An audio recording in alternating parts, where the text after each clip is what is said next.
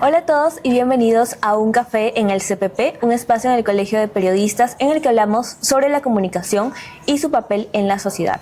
Yo soy Ana Culquicóndor y el día de hoy nos acompaña Juan Alfonso Celestino Samper, periodista español con 42 años de trayectoria y doctor en Ciencias de la Información por la Universidad del País Vasco. Él ha ejercido el periodismo local en diversas comunidades autónomas de España y ha sido enviado especial a 2 conflictos bélicos internacionales, el de Siria y el de los Balcanes. Hoy es miembro del Colegio de Periodistas de Piura. En esta entrevista conversaremos sobre el contraste entre el periodismo y reporterismo local y la corresponsabilidad de guerra. Doctor Alfonso, muchísimas gracias por acompañarnos el día de hoy. ¿Cómo se siente de estar en este espacio y poder comentarnos su trayectoria? Estupendamente de estar en contacto con todos los colegas de Piura. Bueno, empecemos con la entrevista. Doctor, usted empezó cubriendo información local en Bilbao y Zaragoza. ¿Cómo era el día a día de un periodista local de esos años antes de poder dar ese salto a la corresponsabilidad de guerra? Bueno, era un trabajo complicado y sencillo a la vez. Era sencillo porque estabas visitando lugares conocidos de tu ciudad, lugares donde convivías, donde tú ya conocías las calles, las empresas, los sucesos, los eventos, pero ya era a su vez complicado porque había siempre que buscar la noticia, buscar aquella que fuese singular, es decir, los datos exactos, ¿no?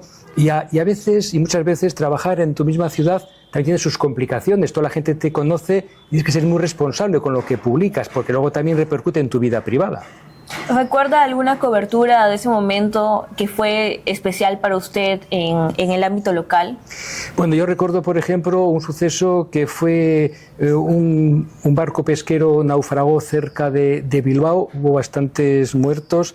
Tuve yo que hacer la cobertura del funeral, hablar con los familiares de las víctimas. Fue un poquito desagradable, pero fue interesante porque yo di una visión humana de lo que era la información, cómo después de la muerte hay que dar un poquito de esperanzas, tanto a los familiares como también informar adecuadamente a la audiencia. Bueno, doctor, en una redacción local la cobertura suele planificarse de manera anticipada, ¿no? Tenemos unas fuentes ya identificadas y un cronograma claro. ¿Cómo se organiza ese cambio, en cambio, una cobertura en una guerra, ¿no? ¿Cuál fue su experiencia al llegar a Siria en 1982 y a los Balcanes en 1993?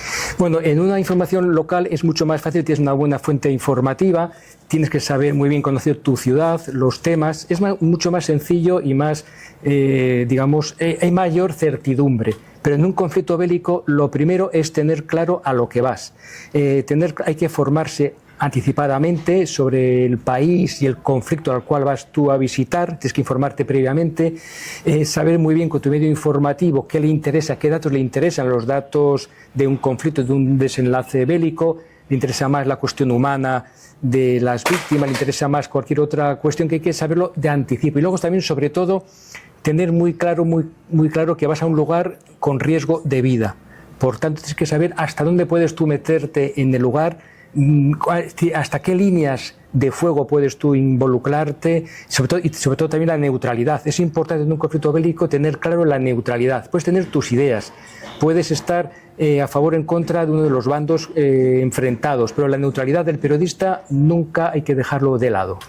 ¿Y los plazos de tiempo, por ejemplo, en una cobertura de guerra, son los mismos que se exigen en una sala de redacción común? No, evidentemente en una cobertura bélica estás expuesto a la incertidumbre. Tienes que ir a un lugar, tienes que conseguir datos, imágenes, hablar con las víctimas, hablar con los militares si te lo permiten, sobre todo ver, tienes que comprobar lo que te han dicho, tienes que comprobar in situ, sacar imágenes. Ahí está la dificultad, ir a los lugares, que es donde muchas veces nos ponen pega a los periodistas, nos ponen pegas e inconvenientes. Ir al lugar, contrastar esos datos y luego la siguiente dificultad es transmitir esos datos, esas imágenes a tu redacción central, transmitirlo a tu lugar de origen.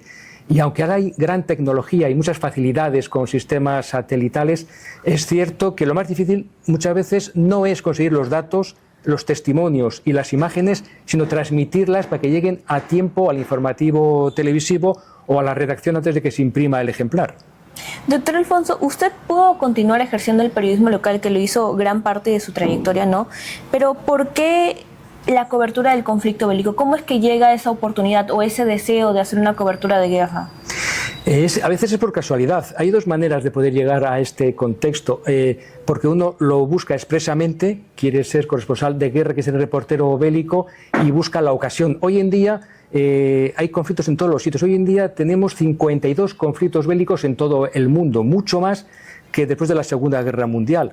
Por tanto, ocasión hay en cualquier continente, sobre todo en África. Ahora tenemos el conflicto de Ucrania con Rusia, el conflicto que hay Oriente Medio, Estados Unidos con Irán. O sea, sitios para ir hay de sobra, por desgracia. Entonces, una manera es querer tener el compromiso de la veracidad y jugar con esa versión de ir a un sitio para contar la verdad de lo que ocurre, con toda la crudeza que supone un conflicto bélico, o bien por casualidad, que te surge la ocasión y tú aprovechas. En mi caso, las dos ocasiones, tanto la guerra de Siria con Líbano y con Israel en el año 1982, fue de casualidad. Yo era joven y tenía inexperiencia y cometía algunos errores. ¿Qué edad tenía ahí? Pues yo creo que tendría 24 o 25 años más o menos, tendría que recordar, ¿no? Pero era bastante jovencito y evidentemente sin experiencia, y me faltaron a veces más experiencia, ¿no? Pero es cierto que en la guerra de 1993, en la de Bosnia y Herzegovina, una guerra tremenda, que hubo 100.000 muertos, una guerra que desde el año 1991 al 1995 hubo 100.000 muertos, una guerra en pleno centro de Europa, tremenda. Se disolvió la antigua Yugoslavia en Bosnia, Herzegovina, Serbia, Croacia, Eslovenia, Macedonia, en fin, aquello fue tremendo. Entonces, ese conflicto fui más preparado, sabía lo que quería y evidentemente también fue de casualidad. Salía desde España un barco con ayuda humanitaria para las víctimas de esa guerra y yo me enrolé como tripulante para desarrollar ahí mi labor periodística. O sea que yo fui un poquito, en ese sentido, como escondido, como tripulante de ese barco, para cuando llegase a tierra poder ejercer el periodismo, pero de una manera un poquito desapercibida, porque lo importante en el periodismo de guerra es pasar lo más desapercibido posible, para no ser víctima también. ¿Y podrías seguir contándome un poco más sobre los riesgos de ejercer ese tipo de periodismo? Yo creo que eso es lo que le importa muchísimo a nuestra audiencia. ¿Cuáles son los riesgos más allá de que uno está, digamos, develando información que es clave, que puede incomodar a un gobierno? En su caso, usted estuvo en un barco como un tripulante, ¿no? ¿Qué otros peligros hay para los periodistas en estos contextos? Bueno, hay varios peligros. Yo contaría tres especialmente. Primero, que te confundan con un espía. Es muy frecuente que si te ven con una cámara de televisión, una cámara de fotografía, con un micrófono, con un lápiz, o con un bolígrafo, lapicero, tomando notas en un papel, te pueden confundir con un espía. Eso me pasó en la guerra de Siria. Felizmente pude salvar esa situación, pero eso es un peligro real, que te confundan con un espía, cuando realmente tu labor es periodística, es contar la verdad al resto del mundo. Otro peligro que también es importante es la comida, la alimentación. Hay que tener en cuenta que estamos en un territorio donde no hay situaciones de salubridad adecuadas.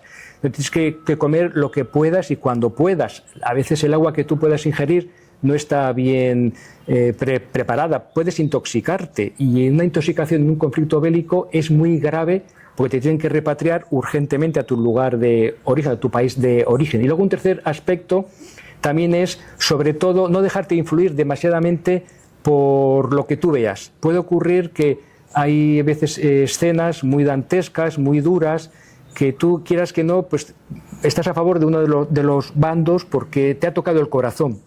Y en este caso es un peligro también. El periodista tiene que ser una persona con mucho cerebro, el corazón lo suficiente. Es decir, tienes que tener sensibilidad a la hora de transmitir esas noticias, esas escenas. Pero tienes que ser neutral. En estos conflictos la neutralidad es vital, porque vas a contar la verdad que tú estás viendo. Es una verdad también subjetiva. No olvidemos cuando tenemos nuestros propios sentimientos, ¿no?, ante lo que vemos. Pero es una verdad subjetiva, la nuestra, pero contada con todos los datos que podamos ver. Esos tres problemas que yo he comentado, que te confundan con un espía, tengas un problema en la alimentación y que al final seas demasiado poco neutral. Doctor Alfonso, ¿y usted cree que existe algún límite para esa neutralidad? Por ejemplo, un atentado contra las infancias, ¿merece que el periodista se pronuncie y tome una postura frente a ello? Sí, evidentemente, en todo conflicto bélico quien más sufre suele ser la población civil y los niños y las mujeres. Los militares, evidentemente, en un conflicto bélico saben que trabajan para morir, entre los de trabajar, entre comillas, trabajan para morir, está dentro de ese cometido. El problema son las víctimas, las mujeres, los niños, que son esas víctimas. En estos casos sí que es cierto que hay que dar una especial sensibilidad a la hora de mostrar las imágenes, a la hora de exponer esas informaciones para tu medio informativo. Ahí sí que es cierto que hay que ser consciente y denunciar siempre lo que es denunciable, que las víctimas, la población civil, sea ese daño colateral que muchas veces los gobiernos no tienen en cuenta. Siempre en cualquier conflicto bélico, quien más sufre es la población civil. Y disculpe, respecto a lo de la sensibilidad, a mí me interesa, y creo que a todos nuestros comunicadores que nos siguen en el Colegio de Periodistas les interesa saber cómo es que conseguía sus fuentes, porque tanto en Siria como en Balcanes, ¿quiénes solían ser esas fuentes y cómo lograba entablar confianza con personas que quizás no iba a volver a ver? Evidentemente, primero yo recorría el sitio que yo quería visitar, veía la situación, luego me ponía en contacto con los militares, con los portavoces de cada ejército, hablaba con la población civil, hablaba siempre pues con el alcalde correspondiente de un sitio, con el padre, la madre, con las personas que habían sido víctimas de ese momento, de esa situación. Porque claro, una guerra es un periodo muy largo y muy latente, hay muchos frentes de guerra abiertos, hay una primera línea de fuego y luego está la retaguardia. A mí me interesa mucho más la retaguardia, porque en la retaguardia vas viendo realmente la parte más triste de una guerra, la parte más dramática, que son las secuelas, los huérfanos, las viudas, los campos de refugiados. Esa es la parte que a mí más me interesaba, más que la línea primera de fuego, que eso puede variar y es muy difícil llegar a esos sitios. Sí me interesaba mucho más la retaguardia, cómo vivían las víctimas esa situación, y ahí es muy fácil contactar con la gente. Las víctimas vienen al periodista a contar su realidad, ahí no hay problema. El problema está cuando tienes que tener contacto con los beligerantes y te ponen pegas porque no quieren que tú veas cosas que realmente ocurren. Por eso ahora la información reporteril de guerra está muy dificultada. Ahora mismo los periodistas somos estorbos en estas guerras porque vemos cosas que no tendríamos que ver según los beligerantes. ¿Diría usted entonces que hoy ejercer el periodismo de guerra es mucho más difícil que antes? Mucho más difícil, mucho más difícil. No hay más que ver el número de muertos que se producen, y muchas veces el periodista que ha fallecido desaparece y hasta dentro de mucho tiempo no sabe que ha fallecido. Hoy en día el reporterismo de guerra es más necesario que nunca porque hay muchos bulos, muchas falsedades, pero es más difícil que antes. Hay mejor tecnología para transmitir las crónicas, pero tenemos muchos inconvenientes para que nosotros podamos ver in situ y en directo lo que está ocurriendo. Y disculpe, ¿cuál ha sido la cobertura más complicada que tuvo que hacer en los dos conflictos bélicos que tuvo? O la que más recuerda, ¿no? Bueno, la primera vez en la de Siria fue cuando me confundieron con un espía, porque yo me lo pasé muy mal. La policía quería detenerme, quería incautar mi material, tenía unas filmaciones sonoras y audiovisuales muy importantes. Claro, detenerte como espía del gobierno de Israel, o sea, Siria me detuvo porque pensaba que yo era un espía de Israel, era muy peligroso, podía suponerme la cárcel y que nadie supiera en España dónde estaba. Al final, ¿cómo lo resolví? Pues yo tenía mi traductor en árabe que habló con el policía, con la policía.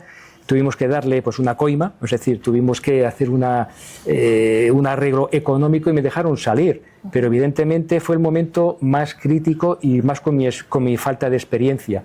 Y luego el segundo momento también complicado fue en la guerra de Bosnia-Herzegovina en el 1993, que no era algo bélico, era simplemente que yo tenía un problema de enviar la crónica a las 6 de la tarde para que llegase a las 9 de la noche a mi periódico en España, y no tenía medios de transmisión posible. Ahora hay celulares, ahora hay satélites. En aquellos años no había los celulares, no había sistemas que hay ahora tan interesantes de tecnología. Y entonces a mí me costó 3 horas conseguir un teléfono y un módem para poder enviar la crónica escrita a mano y que llegase a España y se pudiera publicar al día siguiente. O sea que ahí fue un inconveniente tecnológico de transmisión, más que un asunto vital. Así es. Y bueno, ¿qué considera usted que es lo más importante en un periodista, más allá de lo técnico, para poder cubrir un conflicto de tal magnitud? Lo primero es tener claro para qué se va a ese lugar. Hay que tener claro que el objetivo no es ponerse medallas, periodísticamente hablando, vas a un lugar donde hay sufrimiento, donde hay muerte, donde tu misión tiene que ser transmitir la verdad bajo tu punto de vista. Luego, por tanto, tener claro el objetivo. Segundo, tener claro dónde vas a transmitir, tener un medio informativo, o si eres un freelance que vas por libre, saber dónde vas a poder emitir esas informaciones. Y luego, tercero y muy importante, tener también, cuando vuelves de ese conflicto a tu lugar de origen, es importante también tener una asistencia psiquiátrica y psicológica, porque ves tantas cosas en tan poco tiempo y tan intensas que te puede tocar la parte mental. Es muy claro que hay muchos reporteros de guerra muy famosos que han acabado alcohólicos, que han acabado con divorcios, que han acabado psíquicamente muy desequilibrados, porque la guerra produce muertos, produce miseria, pero también al que lo cuente le puede producir alteraciones psíquicas al ver esas desgracias tan contundentemente y tan cercanas, tan a pie de mano. Doctor Alfonso, y tengo una duda. Después de haber conversado sobre todas las consecuencias negativas que podría traer para un periodista cubrir este tipo de contextos, ¿por qué hoy es necesario que sigan habiendo periodistas de guerra? Es importante porque si no, ¿quién va a contar la verdad? Las partes contendientes, cada uno tiene que defender su postura. Entonces, evidentemente, es la manera de que podamos denunciar cuando hay excesos, cuando hay víctimas que no tendrían que ser víctimas. No podemos dejar los conflictos bélicos en manos de los gobiernos, en manos de los ejércitos que pelean. Es necesario que contemos la verdad, es decir, con neutralidad, pero es necesario cada vez más que estemos allí visitando esos lugares, contando lo que realmente ocurre.